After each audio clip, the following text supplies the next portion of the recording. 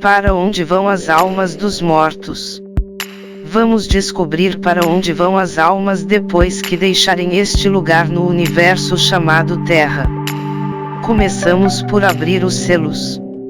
Os selos, e suas aberturas. Apocalipse capítulo 6, 1 ao 8. A abertura dos primeiros 6 selos. Versículo 1.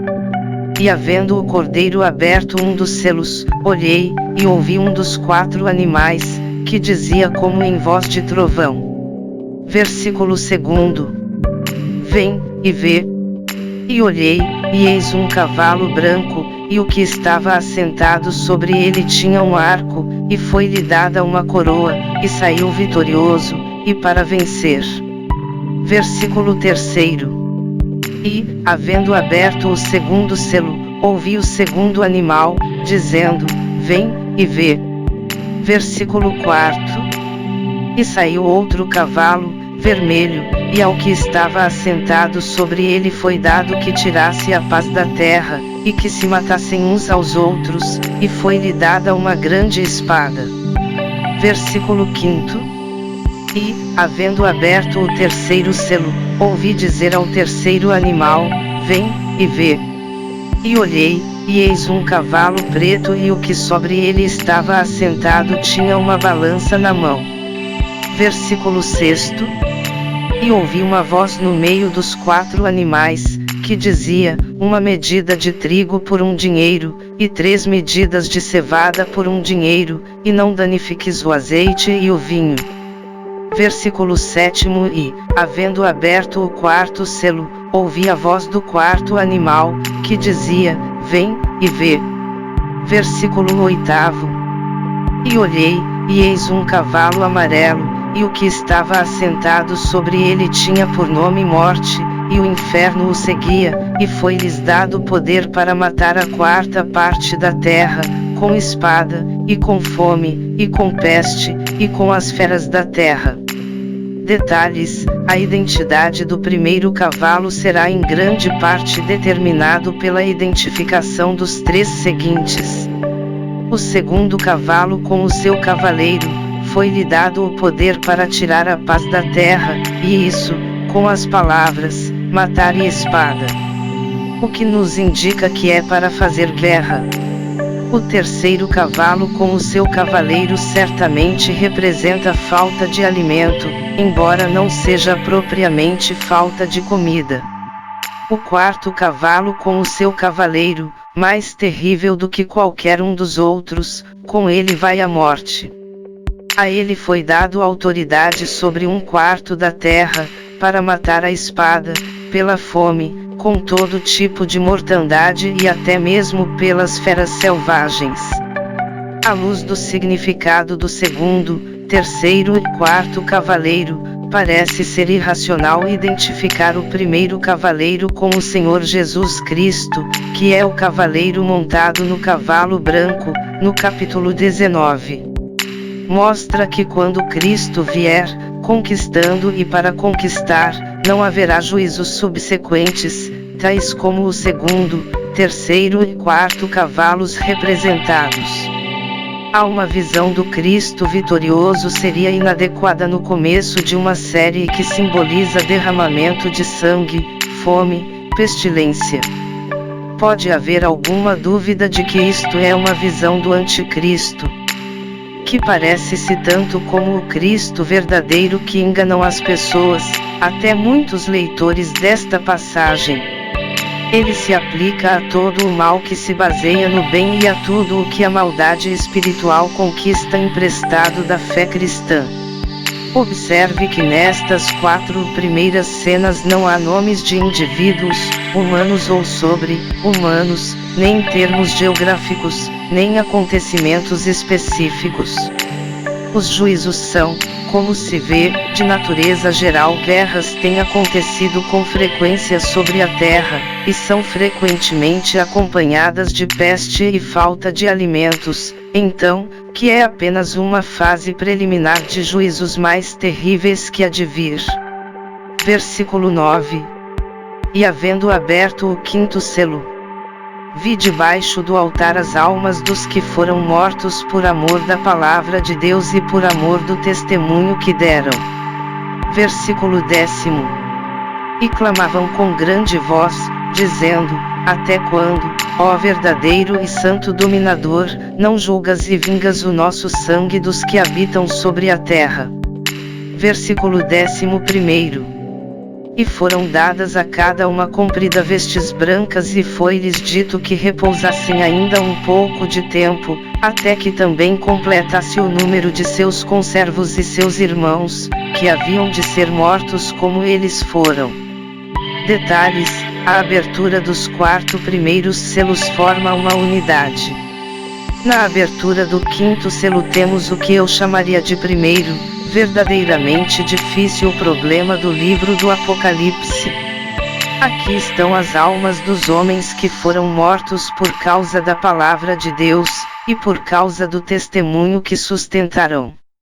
Em outras palavras, foram os mártires, que perguntaram ao Senhor ressuscitados, a saber, o Senhor Jesus Cristo. A pergunta foi: até quando não julgarás, nem vingarás os nossos sangues derramados pelos os que habitam na terra? Mas as respostas foram duplas. Primeiro, a cada um fora dado uma longa veste branca, um símbolo dos atos de suas justiças como santos. De modo que, mesmo antes do fim, estas almas receberiam de algum modo uma antecipação da glória por vir ou que viria. São informados que devem permanecer como estão até que também se completasse o número de seus conservos e de seus irmãos, que ainda haveria de serem mortos. Embora não se diga especificamente em que período de tempo estas mortes haveria de acontecer. O 6º selo, certamente fala de tremendas aberrações celestiais que jamais tiveram lugar, mas que aconteceram no fim desta dispensação.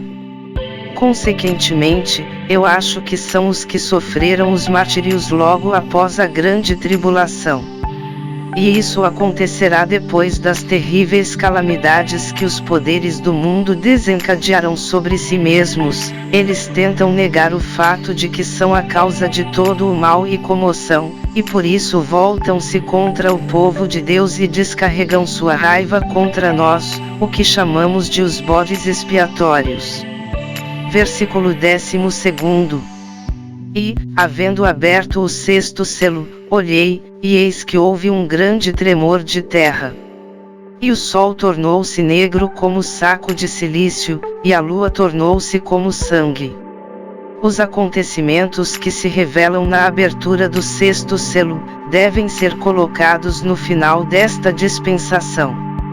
Este é talvez o lugar certo para os fenômenos celestes, tão frequentemente mencionados nas Escrituras do Antigo Testamento e do Novo Testamento. Nas mensagens relacionadas com o fim dos tempos, há assuntos com vários distúrbios celestes que foram apresentados pelo profeta Joel, em texto que claramente apontam para o dia do Senhor. E mostrarei prodígios no céu, e na terra, sangue e fogo, e colunas de fumaça. O sol se converterá em trevas, e a lua em sangue, antes que venha o grande e terrível dia do Senhor. O que Joel quer nos informar é que haverá maravilhosos prodígios à aproximação do juízo. Ou seja, prodígios, fenômenos extraordinários sobre a terra e no céu. Sangue, fogo e colunas de ramo. Terrores de guerra, derramamento de sangue, violência e colunas de fumo subindo das cidades queimadas. Guerras em escala sem precedentes serão os precursores do dia do Senhor. Alguns mestres entendem que são fenômenos atmosféricos anormais ou resultados do holocausto nuclear. Sangue. A cor vermelha da lua. Fumo. Talvez nuvens de fumaça enchendo o ar como resultado de erupções vulcânicas. Fogo. Relâmpagos, considerando que tempestades geralmente acompanham os terremotos. foi citada por Pedro em seu grande sermão no dia de Pentecoste, Atos capítulo 2. Versículo 19. E farei aparecer prodígios em cima, no céu, e sinais embaixo na terra, sangue, fogo e vapor de fumo. Até aquele tempo não houve nenhum distúrbio celeste, o quanto sabemos. Essas predições foram reiteradas pelo profeta Isaías, também em relação ao dia do Senhor clamai, pois, o dia do Senhor está perto, vem do Todo-Poderoso como assolação. Nosso Senhor Jesus Cristo colocou muita ênfase sobre este aspecto da escatologia, em particular, no seu discurso nas Oliveiras. Todas estas declarações referem-se ao período depois da tribulação. Com exceção de que dão a entender que haverá alguns distúrbios celestes antes mesmo que a tribulação se estabeleça. Entretanto, é principalmente no Apocalipse que esses distúrbios foram registrados como acontecendo. O primeiro nos apresentam na passagem que está diante de nós, por ocasião da abertura do sexto selo. Mas este tipo de fenômeno ocorre 4 vezes durante o juízo das trombetas, no primeiro, no terceiro, no quarto e no quinto. Durante o derramamento da quarta taça, parece que o sol será afetado. E o derramamento da sétima, grandes pedras caindo do céu sobre os homens. Um estudo cuidadoso destas passagens parece revelar que não devemos pensar, com significado profético, em nenhuma aberração celeste fora do comum, antes do período da tribulação. Isso se aplica especialmente aos inventos dos homens, importantes como são, pois as manifestações celestiais mencionadas nas passagens proféticas serão resultados da interferência direta do próprio Deus. Em 2 ocasiões no passado, os homens experimentaram juízo divino na forma de grandes trevas, por ocasião da 9ª praga no Egito. E durante as últimas 3 horas de Nosso Senhor sobre a cruz, e paralelos. Versículo 13. E as estrelas do céu caíram sobre a terra, como quando a figueira lança de si os seus figos verdes, abalada por um vento forte. Versículo 14. E o céu retirou-se como um livro que se enrola, e todos os montes e ilhas foram removidos dos seus lugares. Versículo 15. E os reis da terra, e os grandes, e os ricos, e os tribunos, e os poderosos, e todo o servo, e todo o livre, se esconderão nas cavernas e nas rochas das montanhas. Versículo 16. E diziam aos montes e aos rochedos, cai sobre nós, e escondei-nos do rosto daquele que está assentado sobre o trono, e da ira do Cordeiro. Versículo 17. Porque é vindo o grande dia da sua ira, e quem poderá subsistir?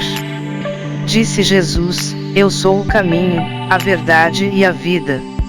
João capítulo 14. Versículos 1, 2 e 6. Não se turbe o vosso coração, credes em Deus, crede também em mim. Na casa de meu pai há muitas moradas, se não fosse assim, eu teria dito: vou preparar-vos lugar.